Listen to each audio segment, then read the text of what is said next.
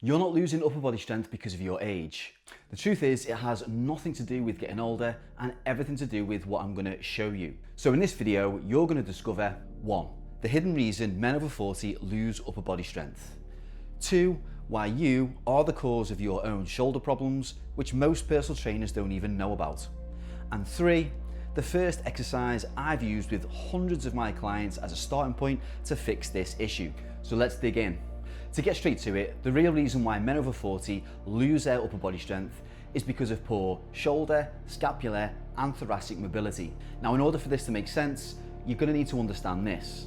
The unquestionable linchpin of the upper body is the shoulders. Not your abs, not your pecs, your shoulders. Now, to keep things really simplistic, just think about it like this. The lower body is like the transport that takes you where you need to go, but it's the upper body that performs the majority of your physical actions that all go through the shoulder joint. So if you need to push, pull, rotate, or stabilize with any kind of force, shoulders are the gateway to express upper body strength. So any action that involves your arms, these shoulders are the foundational part of any upper body physical movement. And if you've ever had a shoulder injury, then you will know the impact that this has on the ability to be able to use your arms. So now that you understand the reason why your shoulders are foundational to upper body physical movement, we can now examine the reason why you lose upper body strength over 40. This image illustrates there are two sides to the same problem. So if you look here to the left, if you've been hitting the gym for years doing heavy pushing and pulling in one direction and avoiding shoulder mobility work, then you'll likely become too strong in one direction. This then results in restriction and weakness in the positions you've neglected. Bottom line, if you've been pushing hard and your mobility is poor, then your true shoulder strength is incomplete. Now let's take a look at the other end of the problem. If you've done little shoulder resistance training and mobility work over the years, you will also encounter weakness and restrictions. A lack of movement leads to muscle atrophy, which basically is a loss of muscle, and also a loss of shoulder functionality in everyday life. So you will suffer from the old classic principle of, if you don't use it, you lose it. So I now hope that you can understand that it's age that really isn't the problem here. It's years of one-dimensional training or a lack of training through your shoulder joints over time, which has made you now weaker and more restricted. So remember this point, it's not an age problem, it's a neglect of doing the right things for years problem. So let's now jump into stage 2.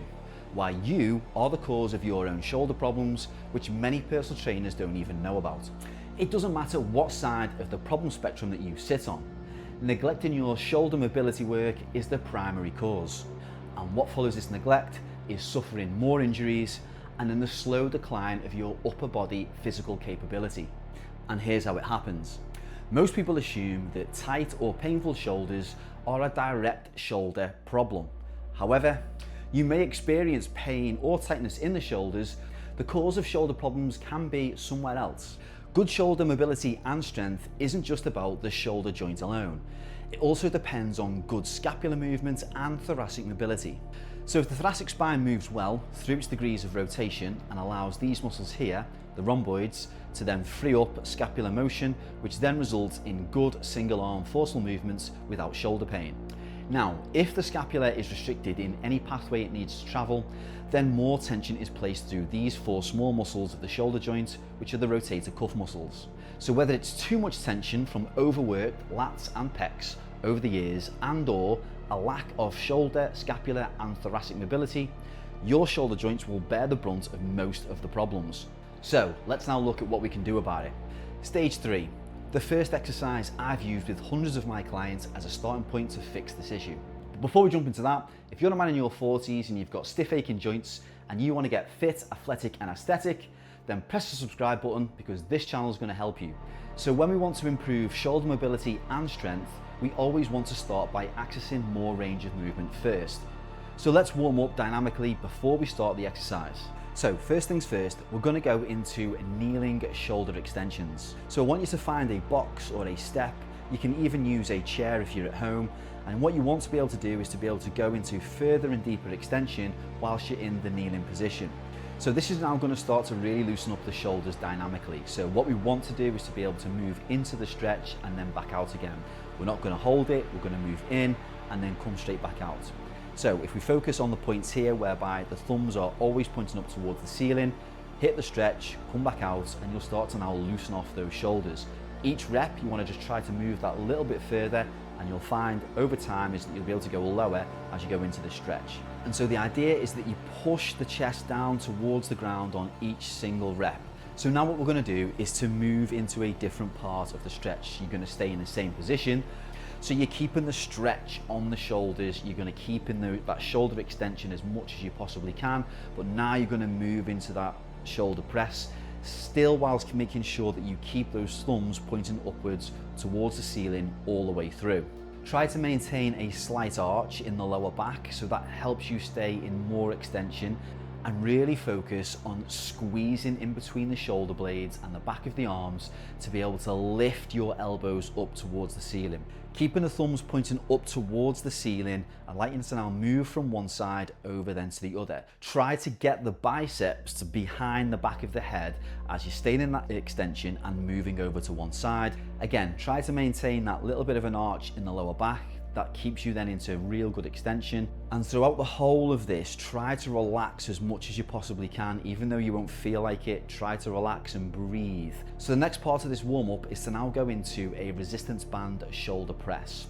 What we're looking to do here now is to really open up the rib cage, to really stretch out the pecs and the lats as well as we're moving into this position. You want to be doing this now from a kneeling position, and you want to try and create a nice arch there in the lower back so you stay in a well extended position all the way through. So move the band behind the head and behind the shoulders as you're bringing them up and down all the way through. Try not to push the head forward. If your lats and your pecs are really tight, then you are going to feel a big degree of stretch resistance in this position.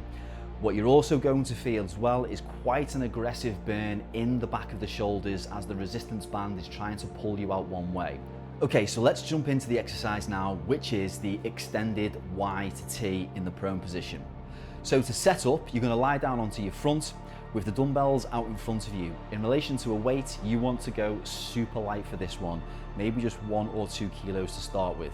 Once your arms are extended, you're then going to bring the arms from 12 o'clock right the way out down to the sides, nice and low, and then bring them all the way back again. The goal is to try and keep the dumbbells off the ground all the way through from bottom to top. As I'm bringing the arms up, I'm trying to keep the thumbs up towards the ceiling. So the top of the dumbbells, try to keep them facing upwards all the way through the whole of the range of motion, keeping the legs down as well on the ground. So your thighs are still touching the ground all the way through. Try to keep your feet down there as well. As you can see here, I'm just lifting my chest up off the ground, especially as I bring the arms back. So I'm trying to create more of an arch in the lower back here. This is now a lot of work on the lower back and the upper back as well, right the way through the whole of this exercise. When you try to elevate your upper body, you want to make sure that you squeeze your glutes all the way through the whole of the exercise. This will help support your lower back as you're moving those dumbbells throughout the whole of this range. In terms of where you're going to feel the tension in this exercise, it's going to dramatically hit the lower back where you can see here. You are then also going to hit the rhomboids that we mentioned before and the rotator cuff muscles that we mentioned earlier on. If you find this exercise is too aggressive on the lower back when you're trying to lift up your torso, then what you can do is to use a prop to be able to rest your head and then rest the lower back as well. You can use a yoga block, or as you can see here, I'm using a foam roller, or you can use just something like a stuffed pillow to be able to rest your head at a slightly elevated position that allows you then to hit this exercise without putting too much strain on the lower back. Okay, now that you've got this starting point, get going today. And remember, having a strong upper body isn't just about lifting heavy weights. It's about being physically capable in a physically demanding world. And if you don't address it, you're soon going to be feeling a lot older than what you actually are.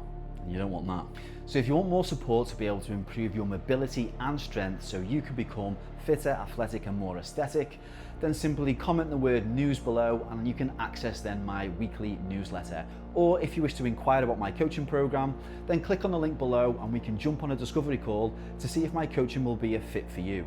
So a final important message, you need to listen to this one. If you think now that just going out and doing some stretches is going to fix everything, then you're mistaken. And in the next video, I'm going to take you through why stretching your shoulders just doesn't work and the 3 daily mobility exercises to really fix up weak shoulders. So fellas, I hope you enjoyed this video and I'll see you on the next one.